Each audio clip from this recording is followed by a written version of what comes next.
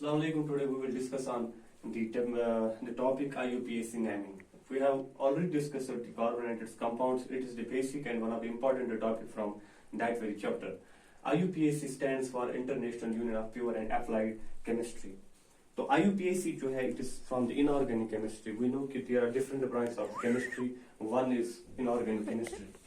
तो inorganic chemistry को discuss करने के लिए IUPAC को लाया गया. मिसाल के तौर पे वी नो कि there are infinite number of compounds. उन कंपाउंड्स को डिस्कस करने के लिए, प्राइमरी सोर्स डिस्कस करने के लिए दैट वाज इम्पॉसिबल. तो जो केमिस्ट्री वालों ने क्या किया, इसके लिए एक अलग सा ब्रांच, एक अलग सा एक पर्टिकुलर प्लेटफॉर्म तैयार किया. उस प्लेटफॉर्म को उन्होंने IUPAC नाम दिया. तो ना इसी में हम इस चैप्टर में जो कार्बोनेट्स कंपाउंड्स है, इसमें हम नॉमेनक्लेचर्स, IUPAC नेमिंग और बाकी चीजें डिस्कस करेंगे. तो IUPAC जो है एक एब्रिविएशन है जिसका फुल फॉर्म है international union of pure and applied chemistry. तो आज हम देखेंगे कि मिसाल के तौर पे हम कार्बोनेटेड कंपाउंड्स की बात करेंगे तो वी नो कि हम एक्चुअल में कार्बन की यानी डिटेल्ड जो उसकी जो डिटेल्ड एक्सपेरिमेंटेशन है या डिटेल्ड ऑब्जर्वेशन है या थ्योरी है, थ्योरेटिकल हम उसका डिटेल्ड पढ़ेंगे. ठीक है. तो अगर फॉर एग्जांपल हमने पढ़ा कि आपने जब एक चेन पढ़ी, हमने कार्बन कार्बन के दरमियान जो चेन पढ़ी, तो कार्बन कार्बन की एक लंबी चेन होती है, क्योंकि हमने यह भी पढ़ा था कि खाली कार्बन के पास एक ऐसा एक हम कहेंगे कि कार्बन ये एक वाहिद ऐसा एलिमेंट है, एक ऐसा कंपाउंड है जो कि बड़ी से बड़ी चेन्स बना सकता है.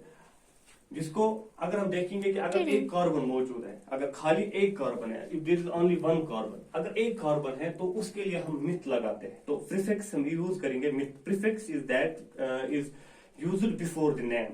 यानी नाम से पहले अगर हम इस्तेमाल कुछ करेंगे तो that is prefix, that is prefix. अगर कार्बन खाली एक है तो हम उसके लिए मिथ इस्तेमाल करते हैं. ठीक है ना. मिथ इस्तेमाल करेंगे और उसके बाद हम देखेंगे कि जो हॉलोजन सीरीज का अगर हम देखेंगे या बाकी एलिमेंट्स का देखेंगे तो फिर उठा के उसके साथ वो जोड़ेंगे. ठीक है. लेकिन अगर एक कार्बन मौजूद है वी यूज मिथ. अगर दो कार्बन मौजूद है तो वी यूज इथ. अगर तीन कार्बन है प्रोप, 4 कार्बन के लिए ब्यूट, 5 कार्बन के लिए पेंट, 6 कार्बन के लिए हेक्स, 7 कार्बन के लिए हेप्ट, 8 कार्बन के लिए ऑक्ट, 9 कार्बन के लिए नॉन और 10 कार्बन के लिए डेक. इसी तरीके से आगे बढ़ता जाता है. ठीक है.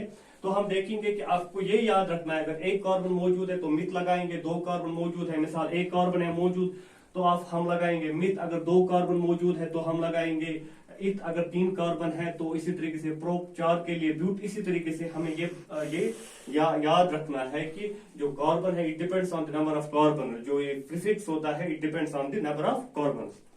तो इस तरीके से हम और दूसरा चीज हम देख लेते हैं इसके साथ कि अगर हम कार्बन कार्बन की हम बात कर लेते हैं, दूसरा चीज इसके साथ देखना है कि कार्बन कार्बन में बॉन्ड्स कितने, कोवेलेंट बॉन्ड्स कितने आ रहे हैं.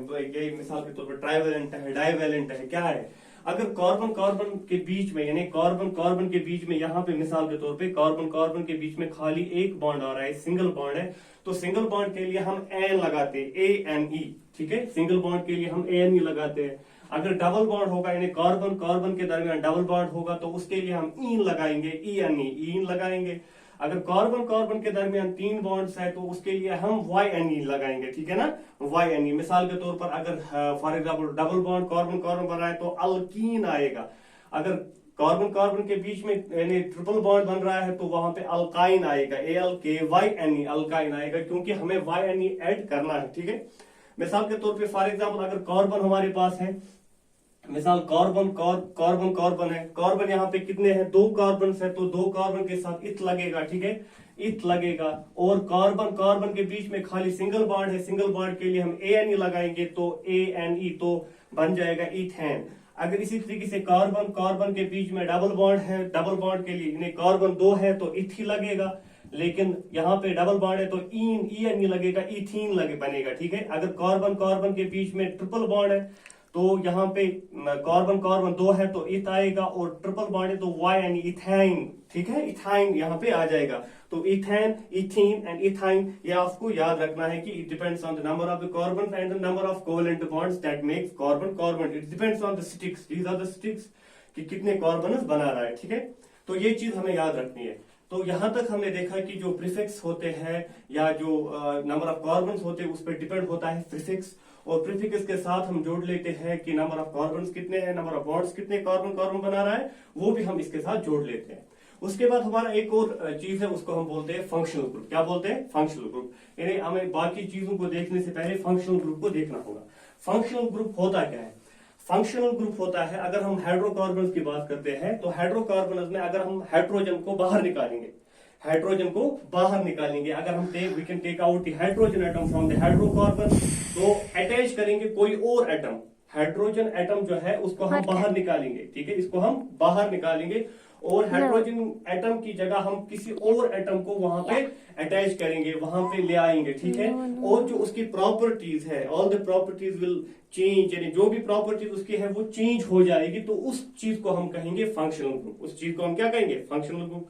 यानी हाइड्रोकार्बन में हाइड्रोजन को बाहर निकालना और हाइड्रोजन से को बाहर निकालने के बाद कोई और एटम उसमें ऐड करना और उसकी जो प्रॉपर्टी, फिजिकल प्रॉपर्टीज है वो चेंज हो जाएगी, all the properties will be changed, तो उसी को हम फंक्शनल ग्रुप कहेंगे। तो फंक्शनल ग्रुप में हम डिस्कस हमें हालोजन में देखना है, अल्डिहाइड्स देखने हैं, ठीक है ना, कीटोन्स देखने हैं, बहुत सारी जो हाइड्रोजन जो फंक्शनल ग्रुप में आते हैं वो हमें डिस्कस करना है, ठीक है। लेकिन हमारे 10th में लगभग 5 है जो हमें डिस्कस करने हैं। पहले आज हम हालोजन जो है उसको डिस्कस करेंगे। हालोजन वो हम कहते हैं कि हालोजन में हम देख लेते हैं कि जो मिसाल के तौर पे जो इसके एलिमेंट्स है, हालोजन सीरीज के जो एलिमेंट्स है उसमें है क्लोरीन है, ब्रोमाइन है और ब्रोमीन है और आयोडीन है, ठीक है। तो ये सारे के सारे जो है ये हालोजन सीरीज के एलिमेंट्स है, ठीक है।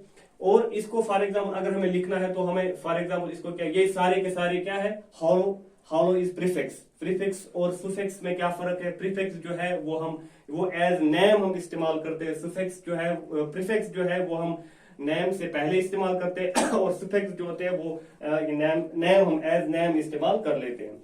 फॉर एग्जाम्पल अगर हमारे पास है अल्कीन, क्या है हमारे पास? अल्कीन, ALKEN, अल्कीन, हमें उसके साथ फॉर एग्जाम्पल यहाँ पे है क्लोरीन है, तो क्लोरो हमें इसके साथ ऐड करना है तो बनेगा क्लोरो अल्कीन। इसी तरीके से क्लोरोमीथेन, इसी तरीके से क्लोरो ईथेन, ठीक है।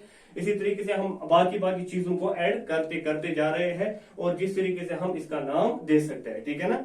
इसमें हमें ज्यादा चीजों की जरूरत नहीं है, खाली हमें देखना है कि जो क्लोरीन, ब्रोमीन, आयोडो वगैरह इसी के साथ आगे चला जाता है, उसी के साथ ही अपने हालोजन जो एलिमेंट्स है सीरीज है उसको कंप्लीट कर लेता है, ठीक है।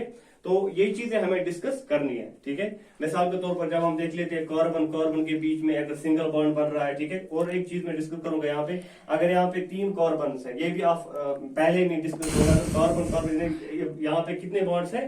3 बॉन्ड्स है। अगर 3 बॉन्ड्स यहाँ पे है तो हमें देखना इनको हम क्या बोलते हैं, जो लास्ट पे आते हैं, जो पहला वाला और लास्ट वाला होता है, इनको हम कहते हैं टर्मिनल्स। क्या बोलते हैं इनको हम? टर्मिनल्स। लास्ट वाले और पहले वाले को टर्मिनल कहते हैं और बीच वाले को हम नॉन टर्मिनल कहते हैं, ठीक है। आपको आगे देखना है कि जो हम डिस्कस करेंगे कि टर्मिनल और नॉन टर्मिनल क्यों जरूरी है, तो ये भी हमें देखना है, ठीक है। कार्बन जो होता है इसके खाली 4 स्टिक्स होते हैं, वैलेंसीज 4, तो ये 4 स्टिकर्स बना लेता है, ठीक है, 4 स्टिकर्स बना लेता है। मिसाल के तौर पे अगर फॉर एग्जांपल कार्बन ने यहाँ पे कहीं पे मिसाल के तौर पे यहाँ से इन्होंने जो है 3 बना लिए है, ठीक है ना। कार्बन ने अपने 3 जो शेयर वैलेंस है वो दिए हैं किसी की तरफ, ठीक है। तो खाली अब वहां पे 1 बचेगा।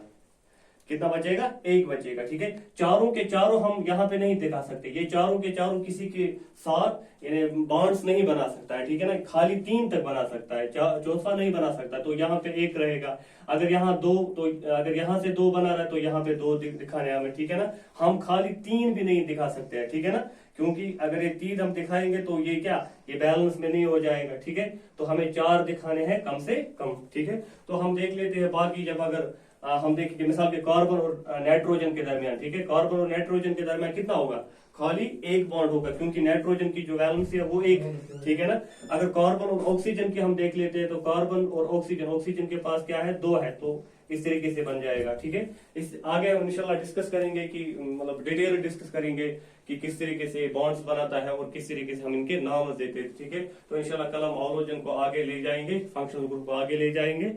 तो तब तक के लिए अल्लाह हाफिज।